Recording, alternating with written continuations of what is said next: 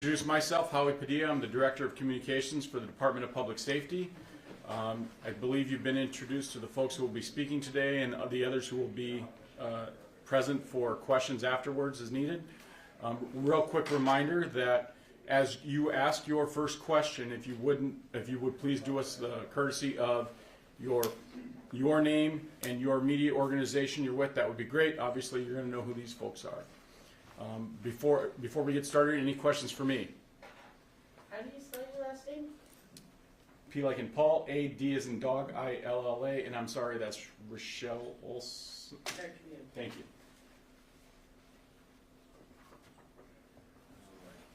Let's go, guys.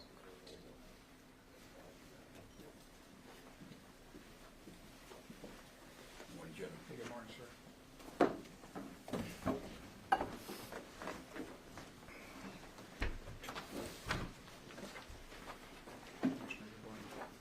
Good morning, everyone. My name is Bob Jacobson. I'm the Commissioner of Public Safety, and I have the honor of serving in that position. First of all, today I want to thank Governor Walz, our federal partners from FEMA, and all the state agencies who are here today and who have been here for days on end. You're all helping our residents and businesses through today's challenges while looking toward a recovery for our communities.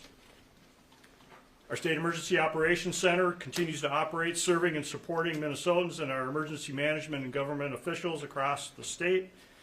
My thanks to those who are leading those efforts in local communities. I know it is daunting. And even as I prepared for what I was going to say this morning, you could hear the rain that was falling, yet again reminding us that we still have some work to do. We are still working on responding and supporting ongoing needs, all while transitioning to ongoing damage assessments and documenting the scope of this disaster. For our residents and business owners, please document those damages to your property with dated photos and keep receipts for those repairs. This will be extremely important as we document damage levels going forward. With that, I also want to thank our emergency responders who have been there helping our residents and businesses in these very challenging days. And I also want to send out a thank you to those many volunteers and to all those who are out there helping us each day. You are the shoulders and the strength on which people are now leaning. What you are doing now, being there in these times of need, is exactly probably what drove all of you to do this work. This is truly a team effort. And now with that, we're going to begin some more detailed updates, and I'm going to turn it over to Governor Walz and the rest of our team. Governor? Thank you, Commissioner. Good morning, everyone. Commissioner Jacobson, thank you to you and your team. I'll echo those thoughts. I know there's a lot of tired folks out there. They're doing the work, but they understand their sleep rotations. They understand of 24-hour flood fights, and that's happening. Same with our Minnesota National Guard troops still down in Waterville. Still stand on the ready. So again, we got a bit of a reprieve in the last few days with some sunny weather. I hope that we're at the point, it seems like, and you'll get some more updates on this, that we start thinking about that transition to start people seeing what comes next, the rebuilding piece of this. But we know this is incredibly trying. It causes a lot of stress in families. Commissioner Peterson has been really good on this. Our ag folks, seeing the rain, it has a psychological impact on them. I want to give a thank you to the Executive Council. Yesterday approved the extension of the state peacetime emergency. The way the authority works is I can declare it lasts for 5 days, and then the Executive Council comes together, and it was a unanimous vote. So we're extended for the next 30 days. You're going to hear from Administrator Sivak in just a minute, and the folks from FEMA and the federal government. I had an opportunity to speak with the administrator on Monday and spoke with President Biden on Wednesday. We have submitted our federal disaster declaration request that is in. The assessments are still coming behind that, but it doesn't surprise anybody in this room. The threshold numbers are being met quite easily because of the widespread damage. This has been about the last 10 days. I was in Cook a week ago. This spreading out across the state. Recovery is kind of going from north to south, so folks are out there. It would be just my request to folks that we're still in a dangerous situation. Floodwaters are still rising in certain areas. It's still very unpredictable. You'll hear from MnDOT Commissioner that we still have roads closed. We're opening some as quickly as we can. Don't make that decision on your own. Highway 169, for example, is open from Mankato to St. Peter. It's closed to Le Seward. Don't make that trip. But we've got again, folks here from agriculture, from DNR and others. We're coming up on a 4th of July weekend in the midst of this, and there'll be some questions about what facilities are open, what precautions to take. Being on the rivers and on the lakes is different right now because of the high water, and we want to make sure that we're continuing to put safety as a forefront. But again, I'll express my gratitude. This is going to end up being one of those potentially top 10 flooding events in Minnesota because of the diligence, the hard work, the procedures, and the professionalism. At this point in time, we have no serious injuries or deaths involved in this. We will rebuild when we get the assessment there. We always can. We will replant, or we'll have crop insurance, and we'll be back again. But now it's in these times we can't get careless, continue to focus on that. And then just grateful, as I would say, the emergency managers from the county level all the way through, and then our partners at FEMA. There is a process for doing this, and we are incredibly grateful. FEMA has been on the ground here. They've been in constant contact. They've been assisting us in this, and they're providing to make sure that we can provide and fulfill all the requests. With that, I would give you FEMA Administrator Seeback.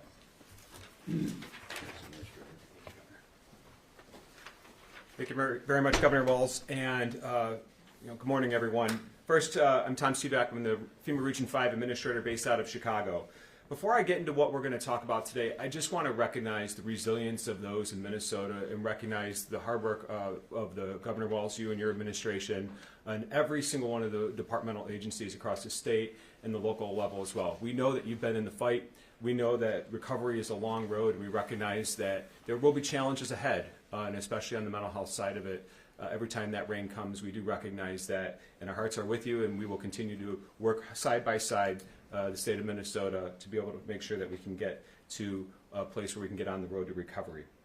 Since the storms began on January 16th, local responders and voluntary organizations have been hard at work, getting the help where it's needed. And through Governor Walz and the state of Minnesota and the Minnesota Homeland Security Emergency Management Agency, we've been able to see the resources that have been available and also be able to further assist those.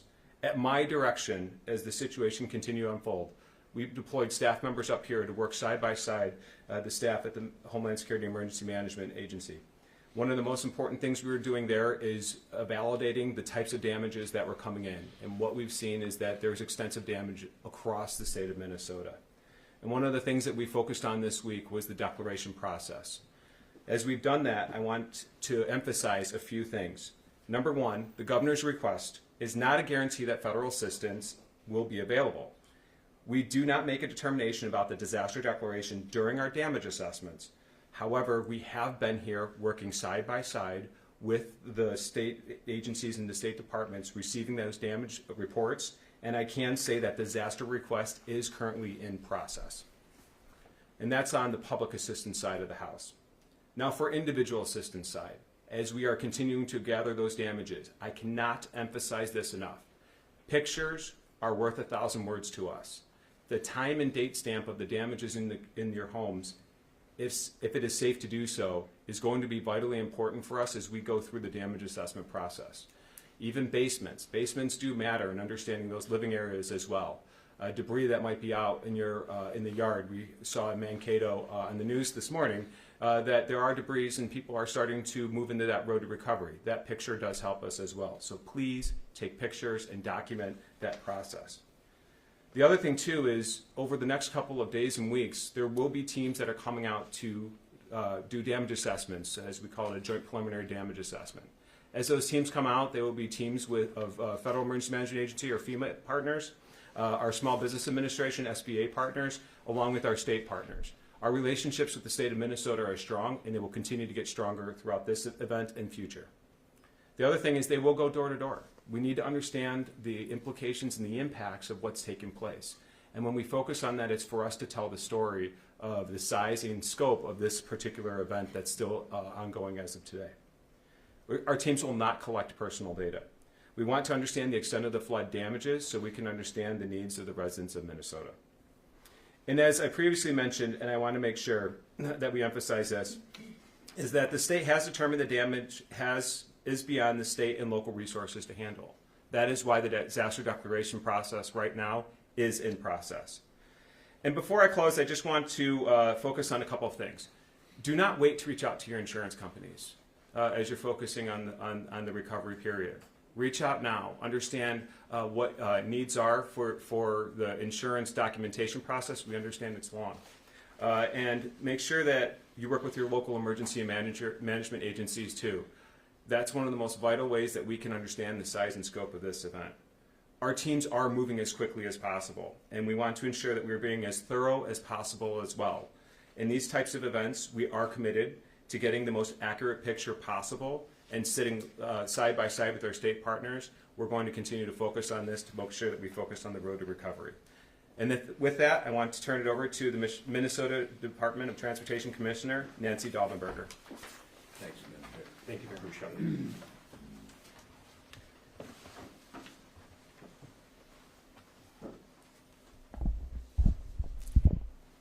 Hello, everyone. I'm Nancy Daubenberger, and I'm the Commissioner of the Minnesota Department of Transportation. And I'm keeping all those impacted by the flood in my thoughts and my prayers.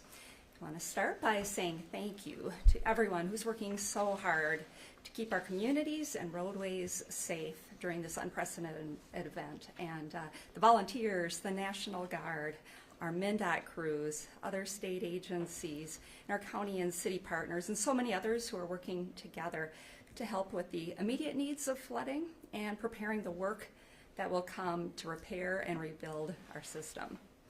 So I have some updates to share with you on road closures that are happening statewide due to the flooding and high water and receding in some areas. And the good news is many highways are reopening to traffic now that the water is going down, and that includes highways 15, 30, and 75, and others in south central Minnesota, Highway 14 near Lamberton in southwest Minnesota, and as our governor mentioned, Highway 169 between Mankato and St. Peter is now open, and others will continue to open over the next few days. Also, I do want to repeat, though, too, as the governor mentioned, Highway 169 between St. Peter and Le Sueur is still closed due to water on the roadway, and we hope to be opening that up over the next few days. We'll continue to monitor that, watch as the water recedes, and we'll need to look for damages. But parts of Highway 60, 62, 71, and more in southern Minnesota are also closed. Several ramps in Mankato area remain closed. Hoping to open some of those up today or in the next few days. But in the Twin Cities metro area, Highway 41 near Chaska and the exit ramps to Black Dog Road off of Interstate 35W are closed, as well as a recent closure, South Highway 101 Frontage Road in Savage. And we have a new closure in southeast Minnesota over the last couple days, Highway 60 near Wabasha. And we may see more closures as the Mississippi River continues to rise. So please use our traveler information website, 511mn.org, or the mobile app for your smartphone to see updates on closures and road reopenings and other travel impacts. And those are for state highways statewide. Also, please, drivers, do your part to stay safe. Never go around a road closed sign or try to drive through the roadway, as our governor mentioned. I just want to repeat that is so important. And please know our work is far from over out there. Our crews will continue to inspect roadways and bridges and identify any damage and ensure they're safe before we can reopen them to traffic again. So we'll continue our work assessing damage and repairs in the coming weeks. And in certain locations, this is going to take some time. We're making progress, but as I mentioned, we still have more work to do in the coming days and months, and that's why we thank everybody for their patience. We want to reopen these roads as soon as possible, but we do have to make sure they are safe before we can do so. So thank you again. And with that, I'd like to introduce Dan Hoblitzel from the National Weather Service. Thanks, Commissioner.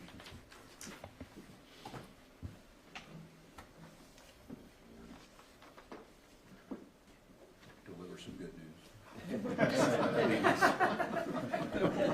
Good morning. Dan Hoblitzel, meteorologist in charge with the National Weather Service here in the Twin Cities. So we got some rain last night, and I know that set off some alarm bells with some of us as we woke up to some images of standing water in our yards and fields.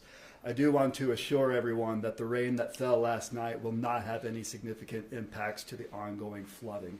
What we saw was just the fact that the soils are saturated. The soils really can't take too much more water still at this point, but the rivers can. The rivers can take quite a bit more water than what fell last night.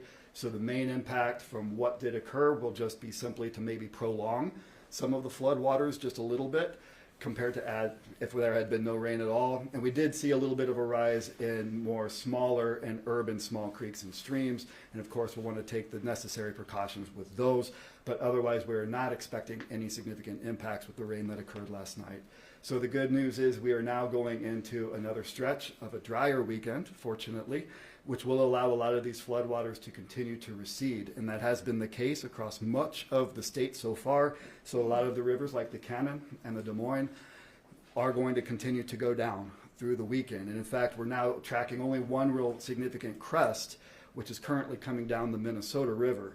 That crest resulted in record flooding in Henderson on Wednesday at that location. It has now begun to fall. That crest reached Jordan this morning, which did match its record flood stage this morning, and will continue to Savage, which will crest Sunday morning at major flood stage, but not record. So we are not expecting any more record levels to the flood waters. It should end at Jordan.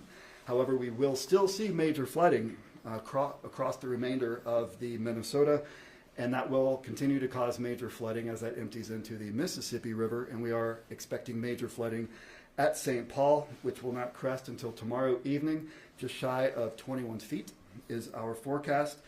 That would put it as the 7th highest on record for that location, and the highest since 2001 in St. Paul. So that would slightly exceed the level that was reached in 2019.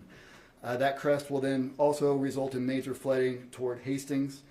And then once it merges with the St. Croix, that will broaden the channel a little bit, which kind of mitigates some of those impacts, but still expecting above moderate flood stage for locations such as Winona and downstream from there.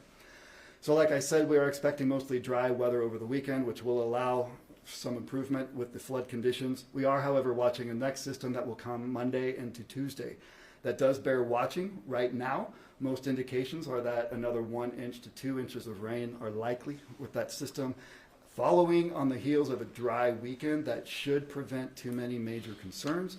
Again, most impacts from that would be simply to prolong a little bit the flood waters that would be ongoing. So St. Paul downward. Other locations, we're not currently seeing signs of enough rain to reintroduce flooding problems. However, I do want to supplement that with there are indications that heavier rain could fall. Right now that looks more likely across Iowa, but as we know, as these systems, especially in the summer, can be a little unpredictable. So it's worth watching over the weekend and seeing if those trends change. And we will, of course, monitor that very closely. We are seeing indications that if that were to come up further into Minnesota, that would in fact bring flooding concerns back to some locations that were already dealing with it. Not seeing signs that would be to the magnitude that we dealt with, but of course at this point any flooding at all would be unwelcome. So please do continue to keep an eye on that. And for further flood information, please check our website at water.noaa.gov. Thank you. Thank you, Dan. Thank you, Dan. Thank you for the accuracy and the professionalism, and it really helps us plan accordingly. So I think what you've heard today is that Minnesota, we're at a transition point. The assessments and the recovery phase is beginning. We'll continue to keep an eye on things on the horizon. It's at this point in time, you've heard all of the advice, whether it's not driving around barriers, keeping all the receipts, and making sure you're taking those photos and doing everything necessary. And we will be doing everything possible that we can do to start getting ready for providing the resources, the reimbursements, the help that we need to. With that, any of these folks would be glad to take a question, and we've got some other commissioners, National Guard, and folks here too. On topic first. FEMA guy. Michelle Olson from the Star Tribune. You mentioned people going door to door and that they won't ask for personal information. It sounds like you're sort of warning people that if somebody comes and asks for your credit card or your social security number or something, how do people know that they're your people instead of some fraudster? Yeah, thank you for that question. One of the most important things we can say is that when we go out and start working on the joint preliminary damage assessments, they will be in logoed and in credentialed gear. So they'll have their badges that they have both with the Small Business Administration and also with our FEMA folks. They'll be in FEMA logoed gear, and then they'll also have their Federal Emergency Management IDs as well. We will be working hand in hand with Homeland Security Emergency Management when this is happening to make sure that we are sharing who's going to be coming, when, working with the local, through the state to the local emergency managers to get out that they're going to be in the field. So as our teams come up and our teams start to go door to door, which they are not doing right now, is that we will make sure that that is messaged appropriately, and we'll coordinate that with our external affairs as well. So when might you start the door-to-door? So right now we are still in the assessment phase. We are working hand in hand with Director Rollwagon at Homeland Security Emergency Management. Right now there are still areas that are still flooded, and I've seen that firsthand, especially over in Waterville when we went on a flight earlier this week. So as these floodwaters start to recede, one of the things that we'll do is, at the request of the governor, to come in and do the joint preliminary damage assessment. We'll have teams on the ground as soon as possible. One of the things that we have the ability to, as FEMA, is we can bring a lot of people quickly to start focusing on the recovery of the community and gathering that damage information. But anybody could get like a FEMA outfit. We will work hand in hand with the Department of Public Safety and Homeland Security Emergency Management to make sure that that messaging goes through the counties of when we're going to be coming and working through the joint preliminary damage assessment. It's a good question. I appreciate going to that dark spot, Michelle, so thank you. Any more on topic? It is seriously, though, a good point on this of folks coming on, just like wanting to roof your house after we have hailstorms and things like that, that scams do persist. So I think it is a very valid point to make sure that the folks who are talking to you are who they say they are, and we avoid that. So, well, thank you all. If you folks were good, if there's any off topic, I'll be glad after these folks clear out to take them. Thanks, Commissioner. You'll be able to get out on some lakes, aren't we, on the board? We are. We got another week. We So, are. We have great information. Director, thank you. Appreciate it. Your team's getting some sleep and everything. I know, you keep them going, so thanks, Dan. Appreciate it. Be glad to take any off topic if you got any. Go. Yeah. The debate, presidential debate last night, did you watch it? Your thoughts?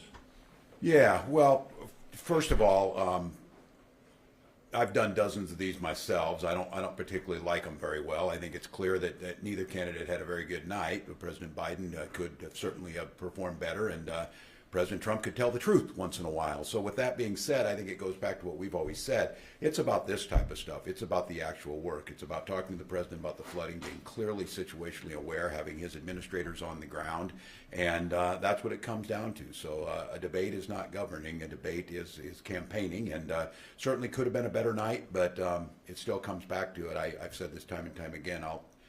I'll take a President Biden on his worst days over someone who I wouldn't have got a call from President Trump in a flood. I know that because I saw it happen. And when is the last time you were in a room with President Biden, or did you take a call from him recently? I mean, Yeah, I talked to him on Wednesday on the phone. I think maybe, I'm not sure, when we were out with the bridge. I was in D.C. for National Governors Association. Was there? That was back in February. And what were your impressions of him? He was then? fine. He was fine. He could stay up later than me. I noticed that. I left early on that. I'm not much of a night guy. But yeah, fine, I think. Just doing his job, getting up. And I said it does come back to this, that the one thing is that when you talk to President Biden, it's about what's happened in Minnesota, how you're doing and all that. And I have, quite candidly, I think about this, I've never heard President Trump ask about someone else ever in my life, how someone else is doing. So yeah, he's fine. Well, how bad would it have to get before you? Look, we don't abandon our folks. I said we probably take a lesson from the Republicans. They won't abandon their folks on 34 felony charges. President's still delivering. If I thought the president wasn't in a place to be able to talk to me about the flood, to understand what we were going through, to understand the process of what it would take, to hear me when I said, look, I'm going to get this into you and all that, if that were the case of this, I would certainly be the first person to raise concerns, but that's not happening. The governing piece of this is happening. The people surrounding him are doing the work they need to do, and that's what I care about. All right, let's wrap it there. Thanks, folks. Thanks, everyone. Thanks, Claire. Quick, bring it back around. Yeah, I got time.